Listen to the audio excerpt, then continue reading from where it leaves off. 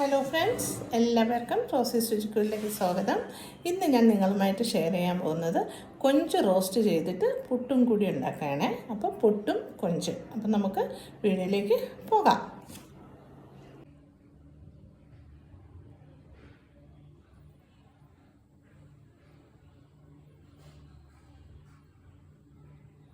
അപ്പോൾ കൊഞ്ച് നമ്മൾ നല്ലപോലെ കഴുകി വൃത്തിയാക്കി വന്നിട്ടുണ്ട്.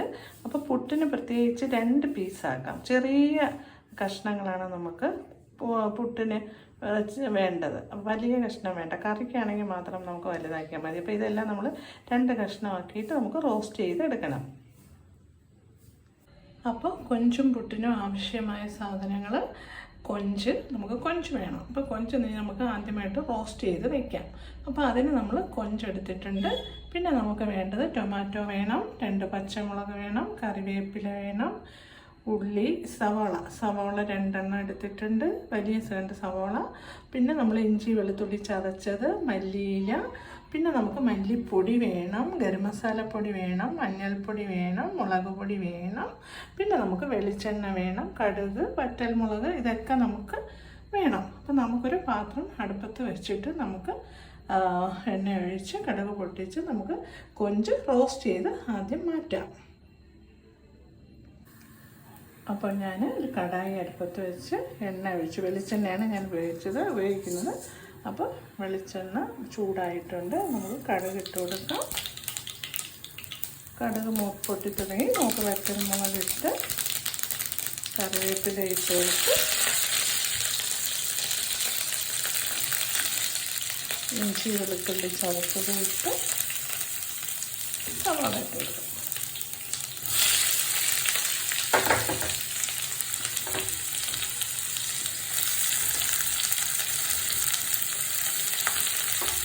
സവാള ഇട്ട് കൊടുത്ത് കൊടുക്കണം. ഉപ്പും കൂടെ ഇട്ട് കൊടുക്കണം. പെട്ടെന്ന് വഴണ്ടിയിട്ട് പിന്നെ നമുക്ക് പച്ചമുളക് ഇട്ട് കൊടുക്കാം.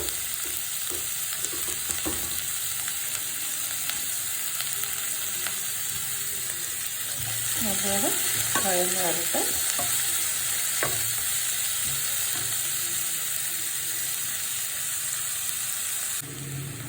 അപ്പോൾ സവാള ഏകദേശം മൂത്ത് ചുമപ്പ് കളറായി വന്നിട്ടുണ്ട്.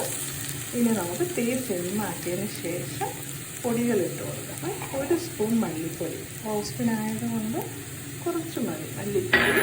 പിന്നെ മുളക് പൊടിയും ഒരു 2 ചെറിയ സ്പൂൺ. കൊഞ്ചല്ലേ, അപ്പോൾ എരിവ് കൂടിയ കുട്ടികൾക്ക് കഴിക്കാൻ പാടായിരിക്കും.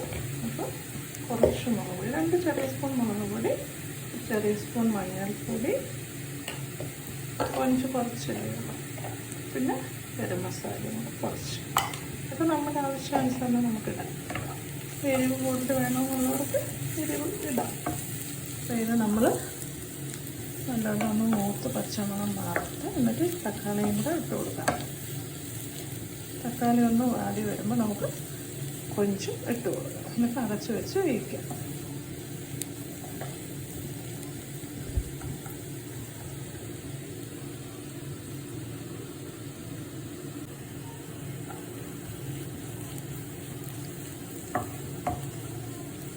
ഏകദേശം പച്ചമുളകൊക്കെ ഒന്ന് മാറി ഇനി നമുക്ക് തക്കാളിയും ഇട്ട് കൊടുക്കാം.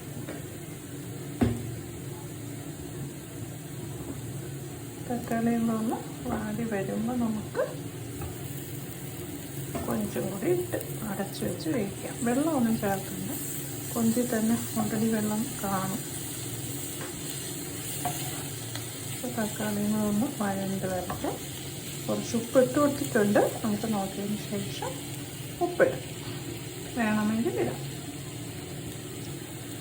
അപ്പോൾ ഏകദേശം പകുതി വഴണ്ട് വന്നിട്ടുണ്ട് തക്കാളി. ഇനി നമുക്ക് കൊഞ്ചും കൂടെ ഇട്ട് കൊടുത്തിട്ട് അടച്ച് വെച്ച് വേവിക്കാം. അപ്പോൾ റോസ്റ്റ് റെഡിയാവും. 15 മിനിറ്റോളം വേവിട്ടെ. നമുക്ക് വേവിച്ചെടുക്കാം.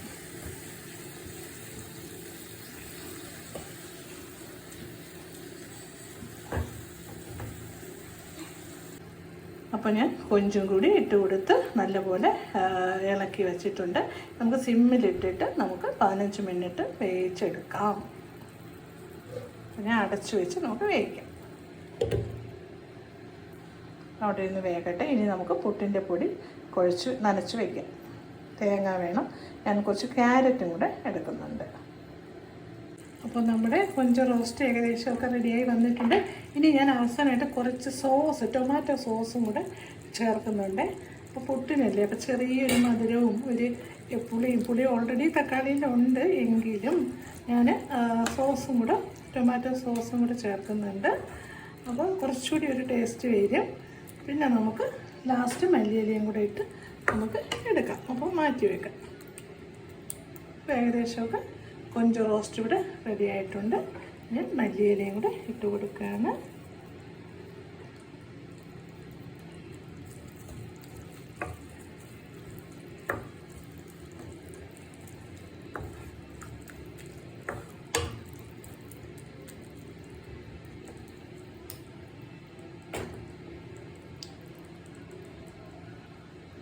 അപ്പോൾ ഞാൻ പുട്ടിന് ആവശ്യമായ തേങ്ങയും ഒരു ക്യാരറ്റും എടുത്ത് അരമുറി തേങ്ങയും കൂടി എടുത്ത് തിരുമ്മി മിക്സ് ചെയ്ത് വെച്ചിട്ടുണ്ട്.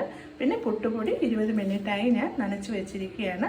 ഇനി നമുക്ക് റോസ്റ്റും റെഡി ആയിട്ടുണ്ട്. ഇനി നമുക്ക് പുട്ട് ഉണ്ടാക്കി നോക്കാം.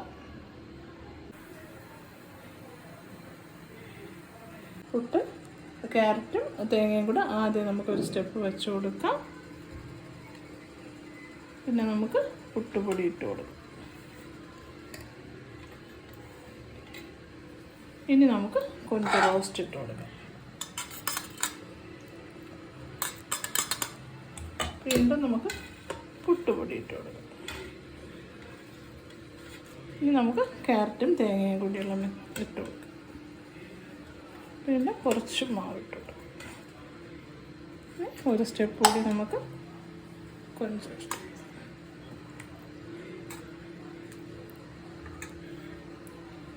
കുറച്ച് ഇട്ടു.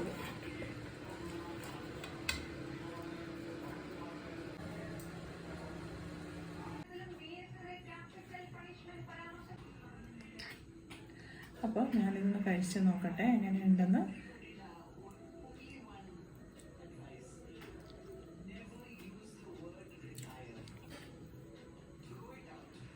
കൊഞ്ചായതുകൊണ്ട് തന്നെ നല്ല ടേസ്റ്റാണ്.